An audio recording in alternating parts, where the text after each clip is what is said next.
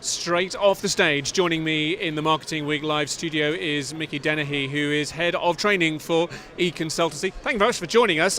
Just give us a bit of background, because you've been in the industry for a little while, done quite a few things. I say that as politely as I can. Thank you very much. Background really is 30 years working in agencies, working in UK, working in Istanbul, amazing, 5 years, working in Dubai, and then taking over as the European CMO for Saatchi & Saatchi. And then 9 years ago I was asked to start a European School of Advertising by the European Advertising Association, which I still run, and then 5 years ago setting up and running the eConsultancy training. So a good mix, but my heart and passion is developing people. Sure. Now, you've been speaking on the stage just now. Give us a flavour of your topic. Okay, it's really about, the title of it was How Do You Build Brand Loyalty in an Age of Promiscuity? So how do you really, and what I was talking about is how do you really build emotional connections between brands and their customers? Yeah, so when you're talking about B2C relationships, it's more obvious, as we were saying just before the cameras roll. But I'm curious about what your thoughts are when it comes to B2B, building that loyalty, building that engagement and that empathic, I guess, kind of relationship with customers. I mean, it is a really good question, and I was asked, actually, we use Slido in the sessions, and a number of B2B people there.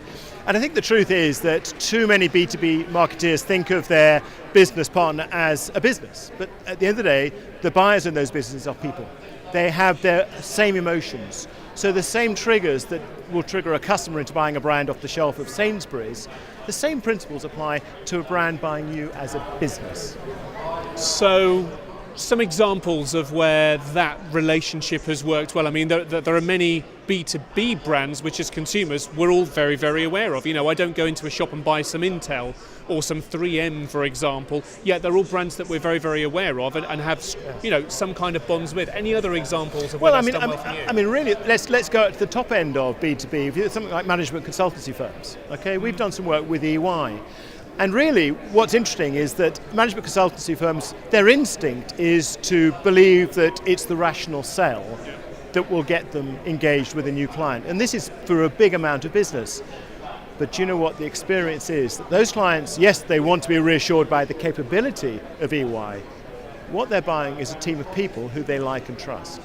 So actually, the engagement with EY is, yes, it's professional business, but equally important, it's that human emotional one about, do I like and trust the people I work with?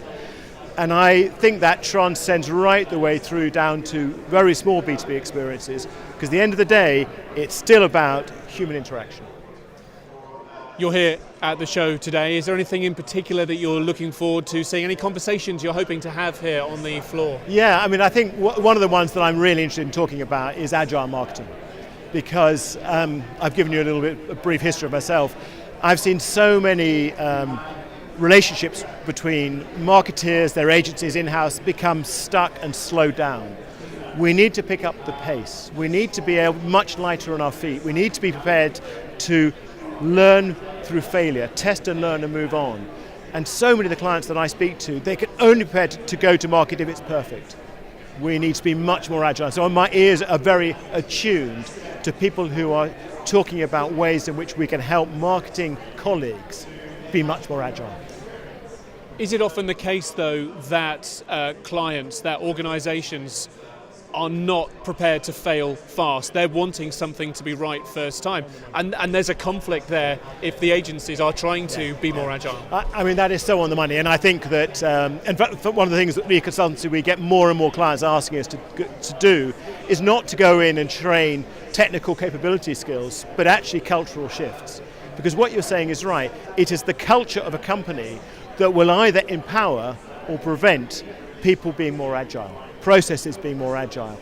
And we've been working recently with clients like the Royal Bank of Scotland, with Virgin Atlantic, with Brother Computers. They are wanting their teams to take more risks, to be more agile, and only by changing the culture can you do that. You cannot just impose it. It has to be a cultural thing. So that's a great point.